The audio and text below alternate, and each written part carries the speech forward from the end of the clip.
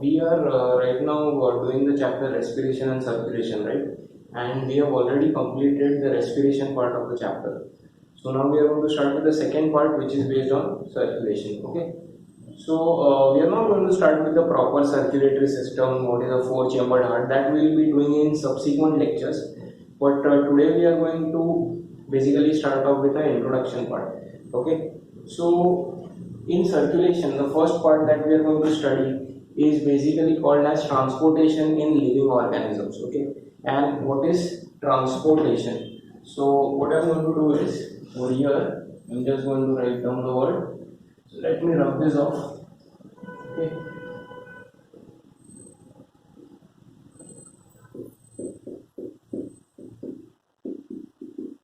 Transportation in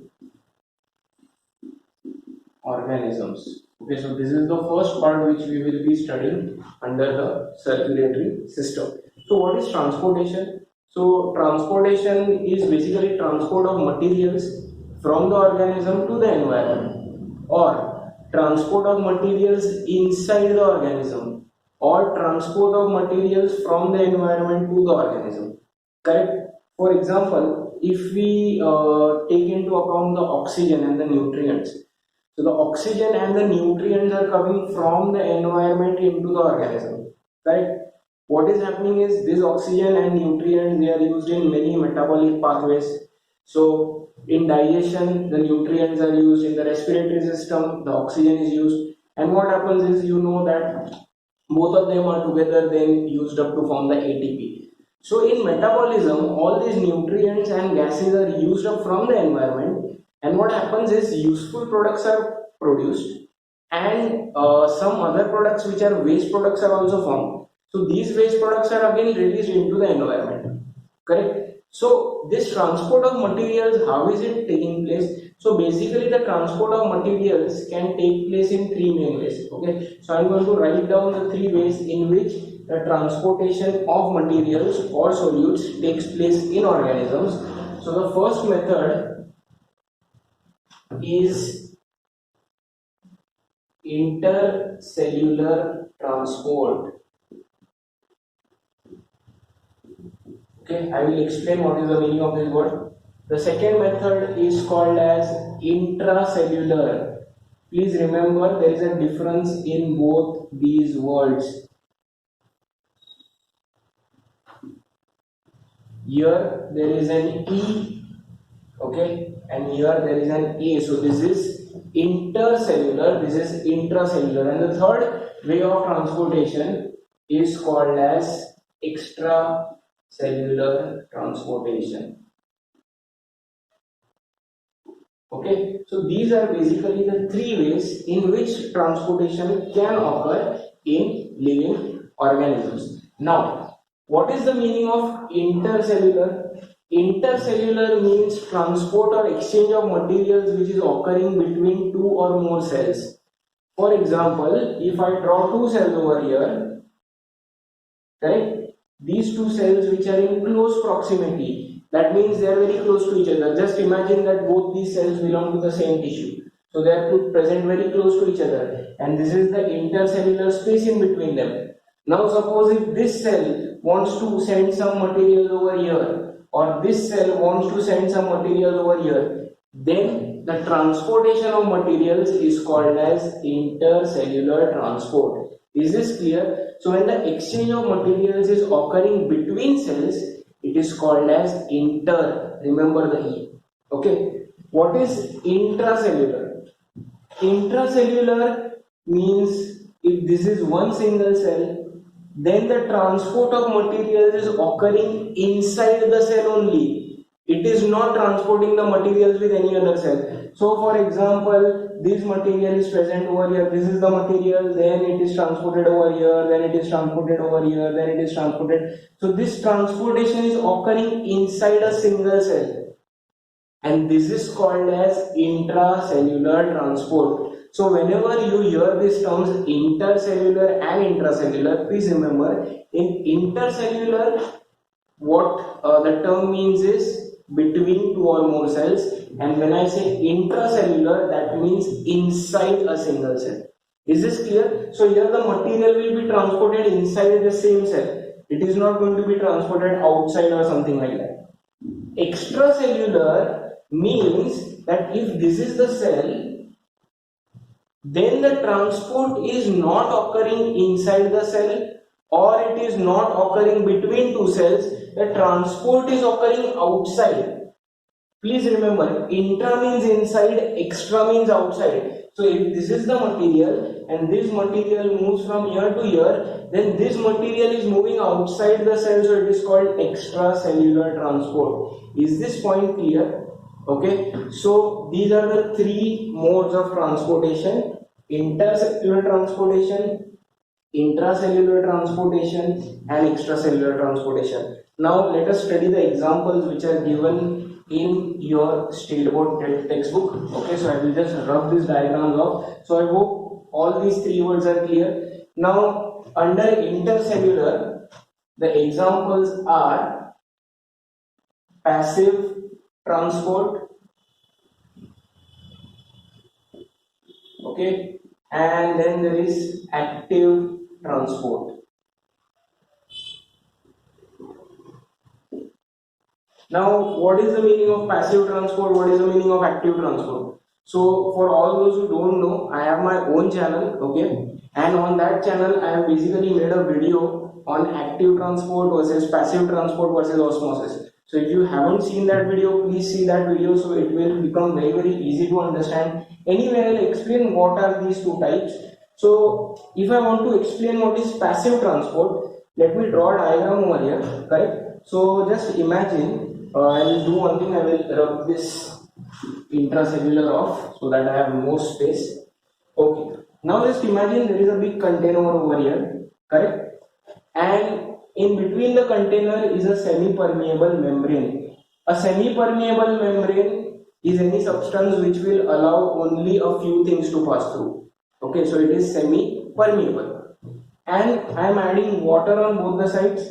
And the quantity of water is equal. This is the left side, this is the right side. Both the sides water level is same. Now I am adding solute or salts. So this salts I am adding over here, okay, and this salts I am adding over here. Now if you see this diagram, the water level in both the sides is same. However, the amount or concentration of solutes is different. Obviously, solutes are more over here, they are less over here. So, in which direction will the solutes move? Can you guess? Will it move from left to right? Will it move from right to left? Or it will not move at all? So, when there is passive transport which is happening, please remember solutes will always move from a higher concentration to a lower concentration. And what will happen is solutes will start moving from here to here until on both the sides the concentration of the solutes is equal. Are you getting this point? So this is called as passive transport, and this movement occurs along the concentration gradient. What is concentration gradient? Concentration gradient is from higher concentration to lower concentration. So if anything is moving from higher concentration or higher quantity to lower quantity, the movement is called as it is going along the concentration gradient. So अगर मुझे concentration gradient यहाँ पे दिखाना है तो I can show higher concentration, correct? Lower concentration. This movement from left to right is called as movement along the concentration gradient. Is this clear? And this is called as passive transport. Simple. So naturally or normally in the environment, the transport that is occurring is called as passive transport. If you think about gases, okay, when even gases travel from an area of higher concentration to lower concentration, correct? For example, if you have a burner and if you start the burner, okay, if you start the gas, then the smell of the gas comes, right? And what happens is soon that gas travels to all the other rooms. So why is that happening? Because in that area where the gas is present, that is where the highest concentration of the gas is there.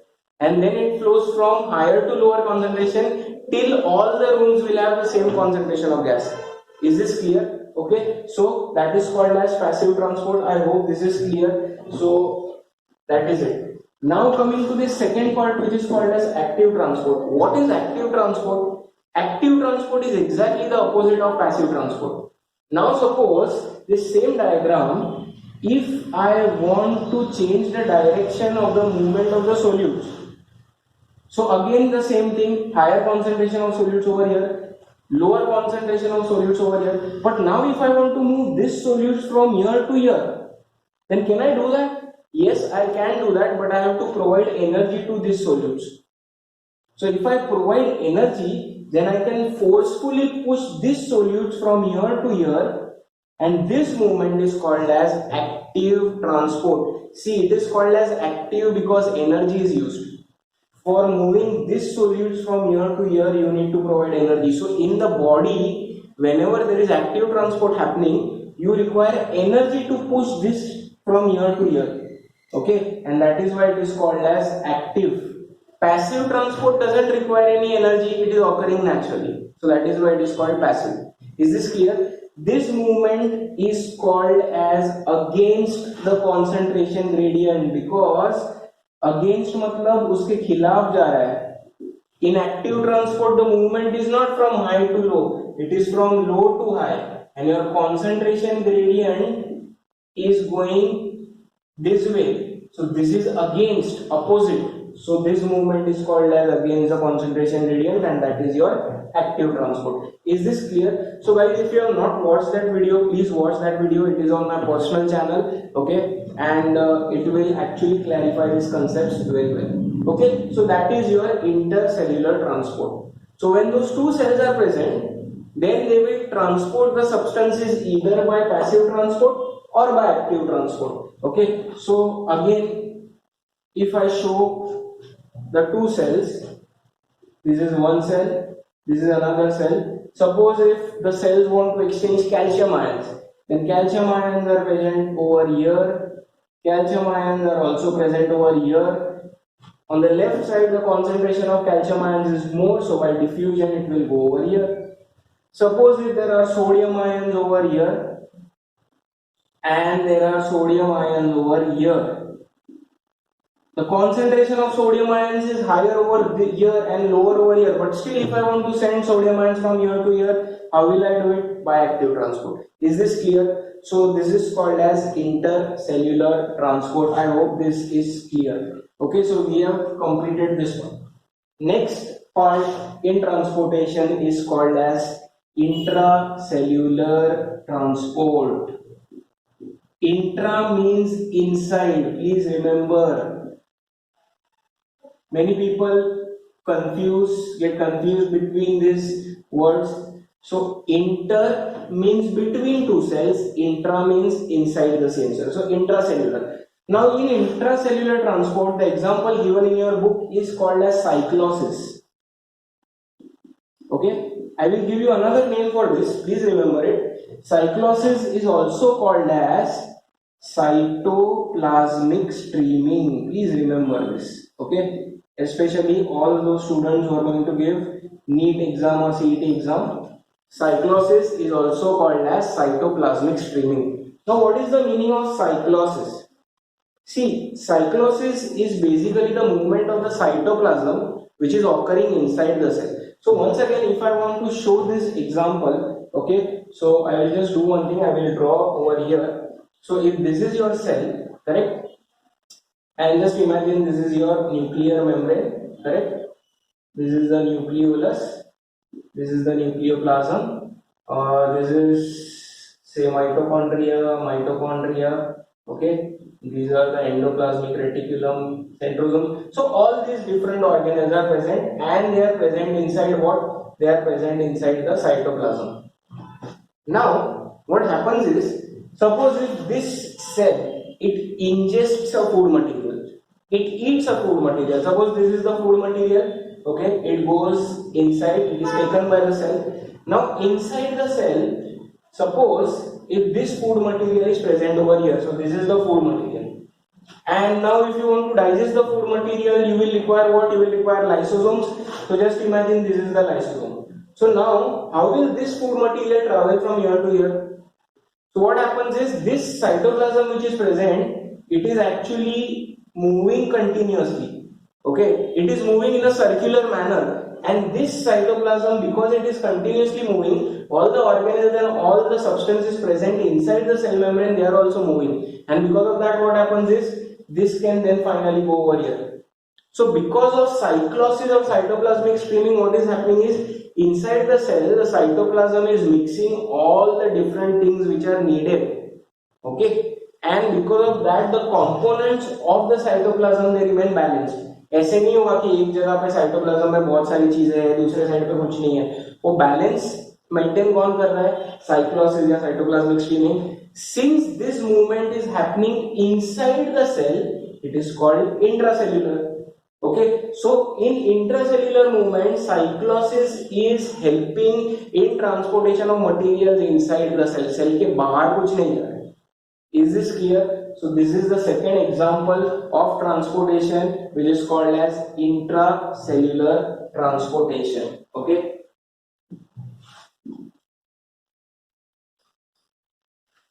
Third example under transportation is called as extracellular transportation.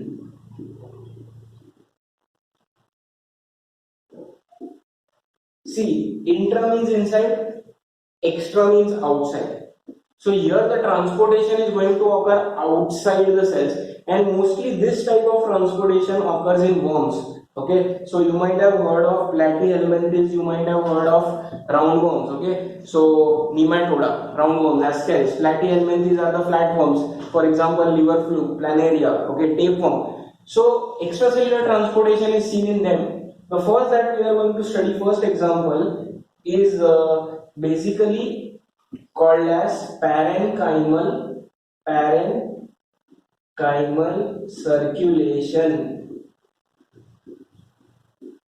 Okay, so what is parenchymal circulation? So first of all, in the flatworms, okay, so suppose if I want to draw, should I drop this off? I will then write it again.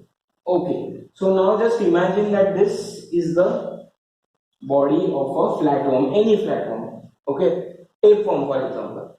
Now what happens in this is that this is the body wall. Okay, and the body wall is made up of these cells which are present. Similarly over here, and these cells are the cells of the body wall. Suppose if the organ system is present in the center, so these are all the organs which are present. I am just drawing a rough diagram. Okay, so these are the organs. I will, if you want, I will label them, the organs which are present, and this is the layer of cell. Again, this is the layer of cells. So now this area which is present between the organs and the cells, that is filled with a substance which is called as parenchyma. Okay, so parenchyma is a kind of a tissue. Okay, so this is your parenchyma, correct? And what happens is transport of materials occurs because this parenchyma keeps on flowing inside the body.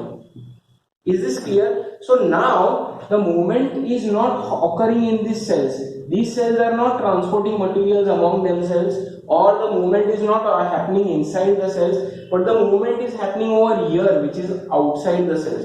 Please remember, I am talking about these cells, body cells.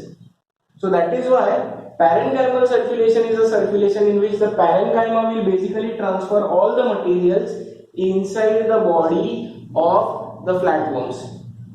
Is this clear? And that is why it is called as parenchymal circulation. It is happening outside the normal body cells. That is why it is called extracellular. If you want to study one more example, then in the roundworms, okay, what happens is in roundworms also the fluid which is present inside the body, okay, the fluid present inside the body, that is also circulated by the contraction and relaxation of the muscles. So you have already studied this. So there are two types of muscles, longitudinal muscles, circular muscles, correct? And in roundworms, those muscles basically contract and relax. So what happens is the fluid inside the body, it gets pushed. So when that area contracts, the fluid gets pushed. When it will relax, it will get filled. So that movement of liquid, because of contraction and relaxation of muscles, is also helping in transport of materials. Again, it is extracellular. Why is it extracellular? Again, the same example. Just take this same diagram. Now we are talking about roundworms. These are the organs which are present. These are the cells, the body wall which is present. Now just imagine that this is the coelomic fluid. Okay, coelomic fluid means the fluid which is present in the coelom. Coelom is body cavity, and that fluid will keep on circulating everywhere. So now the movement, is it happening in the cells? No. Is it happening inside the cells? No. Where is it happening? Outside the cells. So that is called as extracellular transport. Is this clear? Okay. So these are the three examples of, these are the three types of transport in organisms.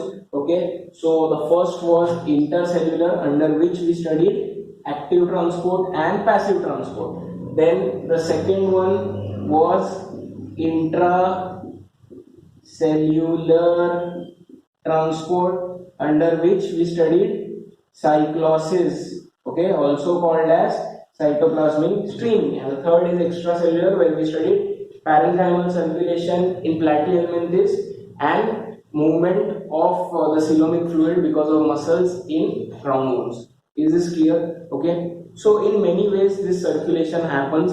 So I hope this part is clear. Okay, there are other ways in which organisms may transport substances. For example, in sponges, if you remember, sponges belong to porifera. And if I draw, suppose this is a sponge, just imagine this is the body of the sponge.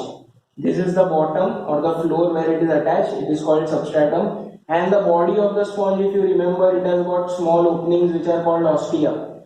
And through ostia, what happens is the water flows inside the body. Sponges are marine, right?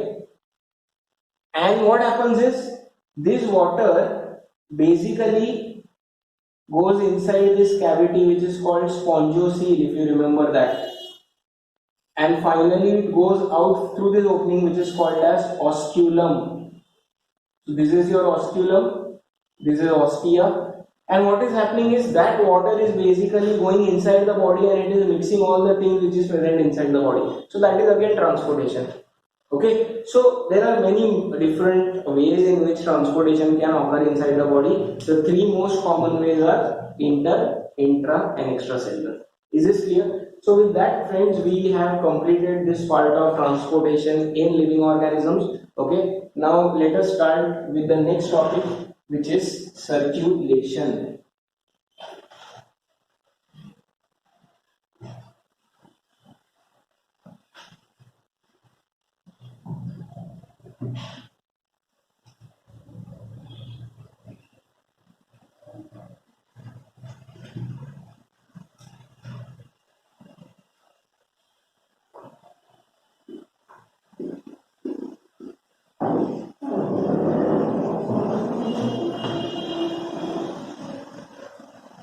Okay, so what is the meaning of circulation?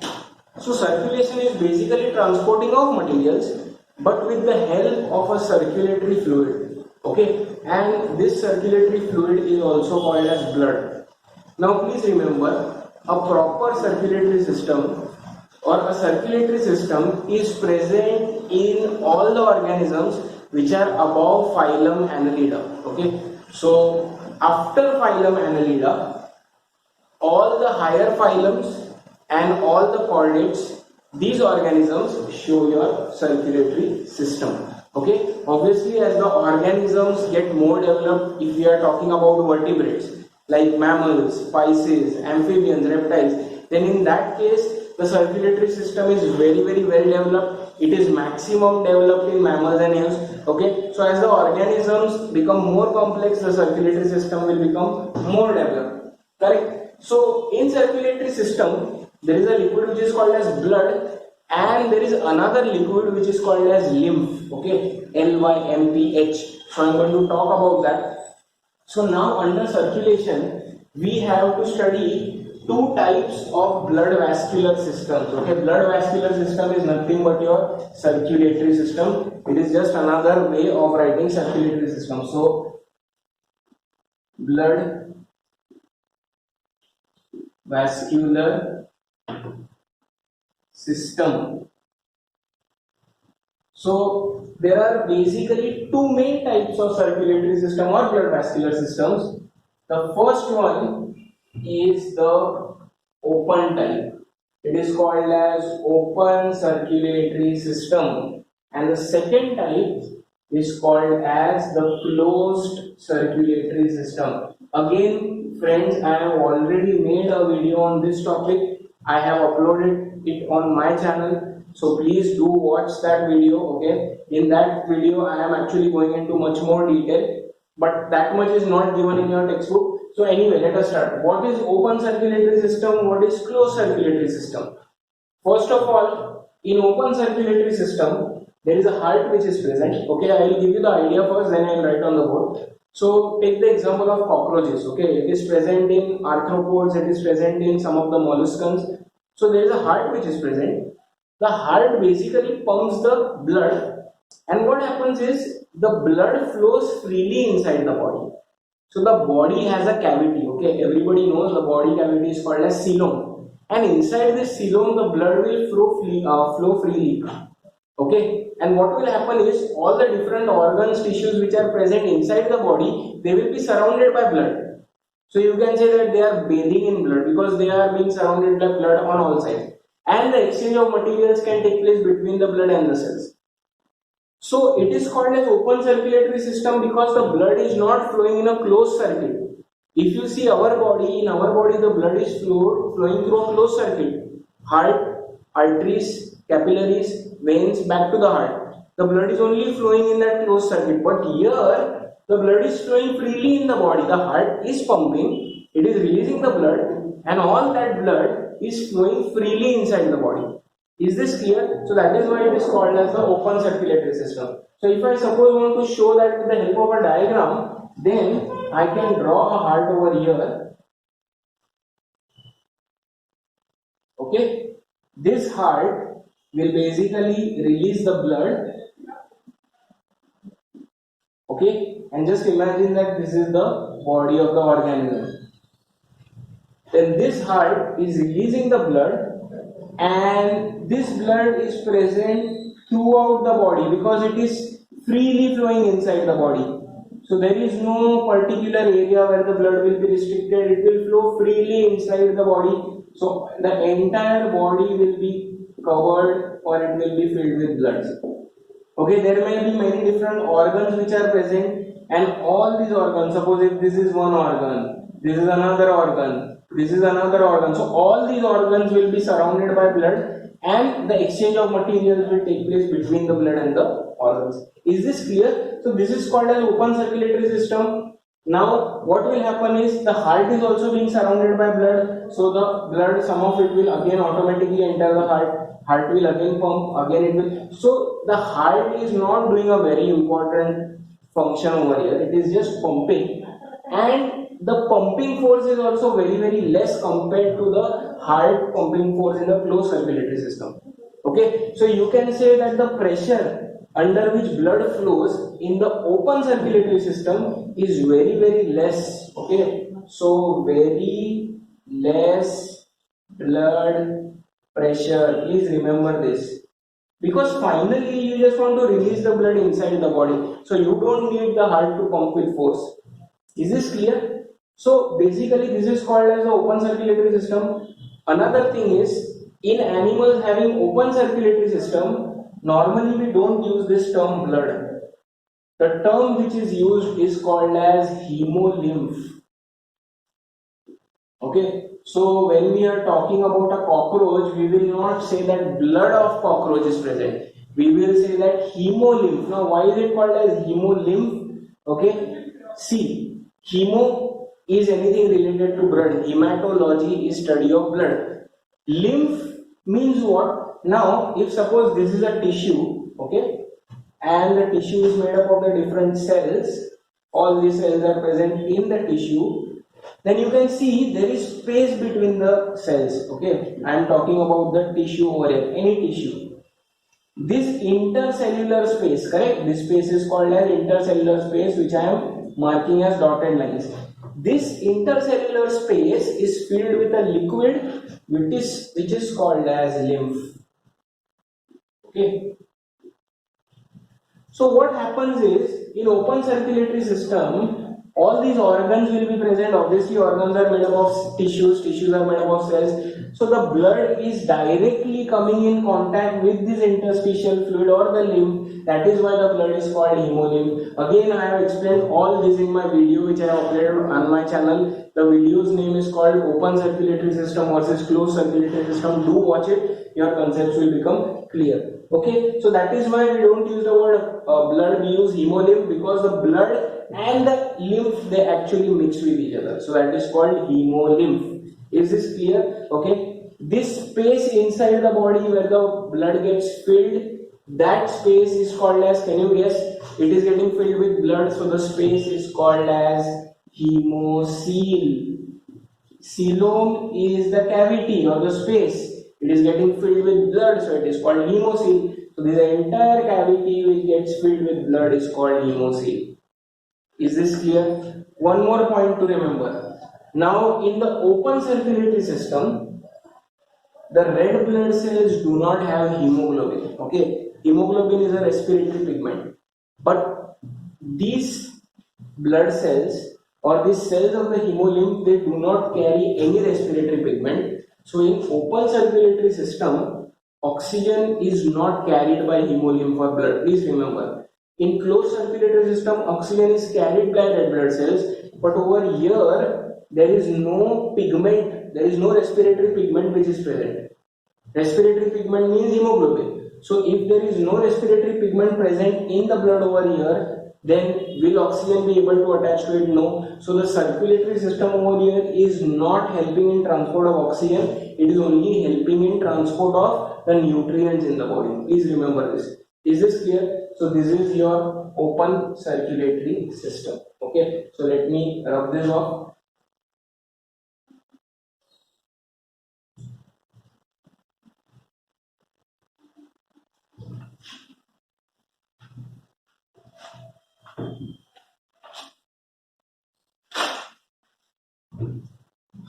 Now next is the closed circulatory system. So closed circulatory system is basically present in all the vertebrates. Okay, again mammals, pisces, reptiles, aves. Now main difference between the closed and the open circulatory system is the blood is not flowing freely inside the body. If you open our body up, if you cut our body, then blood is not freely flowing. It is flowing inside the blood vessels. So if I want to draw the diagram, then the diagram will be like this. This is the heart. Okay. The heart will have a vessel which is taking the oxygenated blood, and they are normally called as arteries. Now please pay attention over here. The arteries divide into smaller arteries which are called as arterioles. So I am going to just draw this diagram. Okay, and these smaller arteries are called as arterioles. Now all this is not given in your textbook. I am just trying to explain the point. And what happens is arterioles get further divided into smaller structures which are called as capillaries. So I am drawing capillaries over here. Okay, capillaries are very thin vessels. These are the capillaries. Okay, and I will just write over here. So what is happening is basically your artery is dividing into arterioles, arterioles are dividing into capillaries, and the blood vessels are becoming thinner. Okay, and then what happens is, again these capillaries, they will combine to form structures which are called as venules. So this structure I am drawing over here.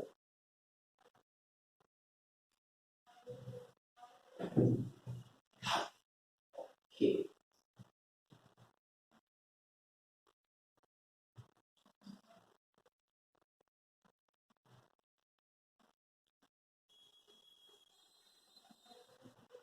So these are the venules, and all the venules will combine and they will form a vein.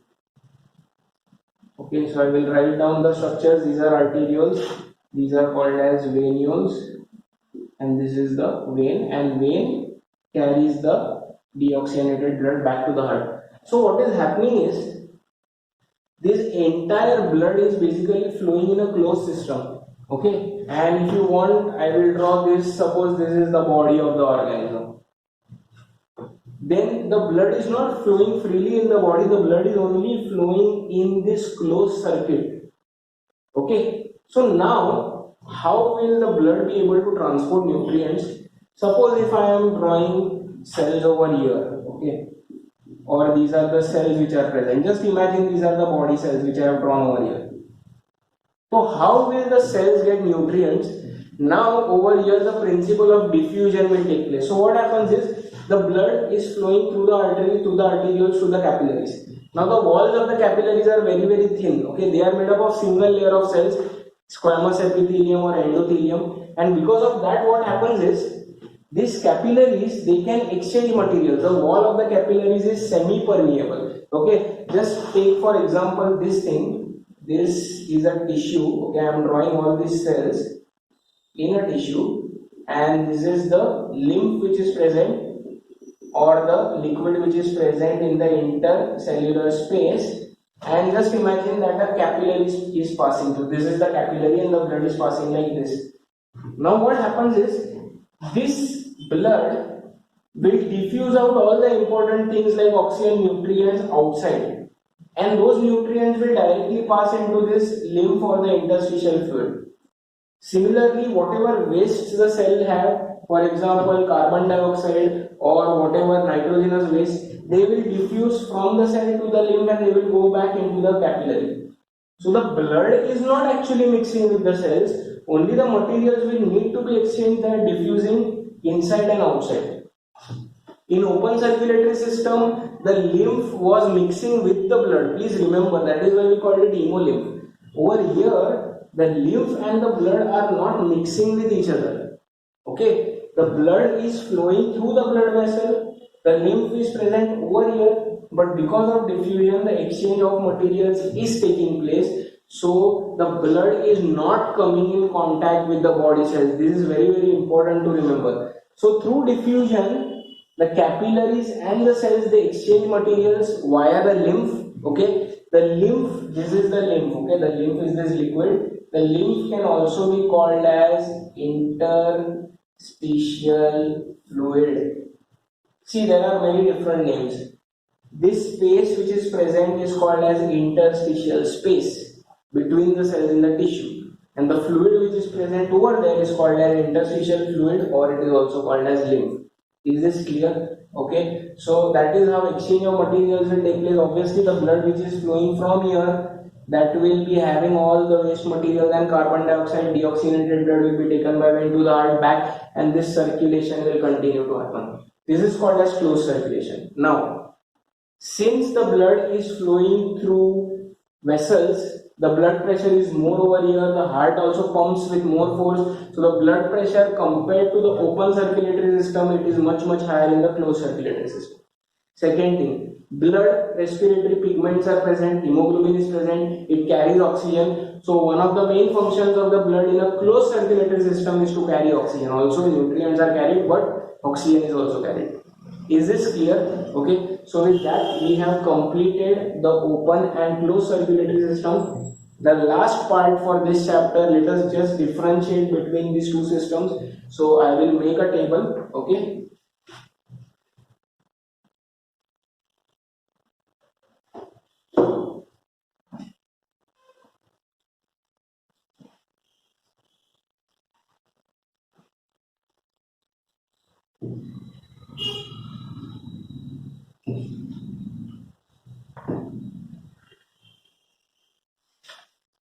alright. So now let us differentiate between the open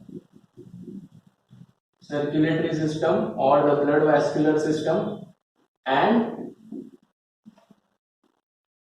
the closed circulatory system or the blood vascular system. Okay, What is the first point of differentiation? First point of differentiation will be blood flows directly into the body cavity, which is called as hemocoel. Here I will write blood flows in a closed circuit through blood vessels and heart only.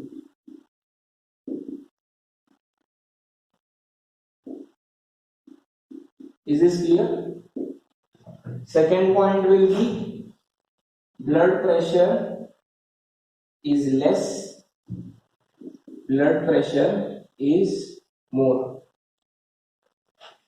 Another point will be, over here you can write down, the blood is also called as hemolymph, and over here the circulating fluid is called as blood. Another point, respiratory pigments are absent. Over here, respiratory pigments present. Any other point that you can think of? So I think we have covered most of the points. So this is the differentiation between an open circulatory system and a closed circulatory system. Okay, so I hope this part is clear. Now the next part which we are going to cover in the next lecture is basically going to be the type of closed circulatory systems. So basically there are two types of closed circulatory systems. Okay, there is something called as single circulation, and then there is something called as double circulation. So now whatever we are going to study, that is going to be related to the closed circulatory system, and this is going to be in our next lecture. Okay, so I hope this part is clear. This is a very general part. From the next lecture onwards, we are going to start with the proper circulatory system. Okay, I will let you know the homework questions on the WhatsApp group. So thanks a lot.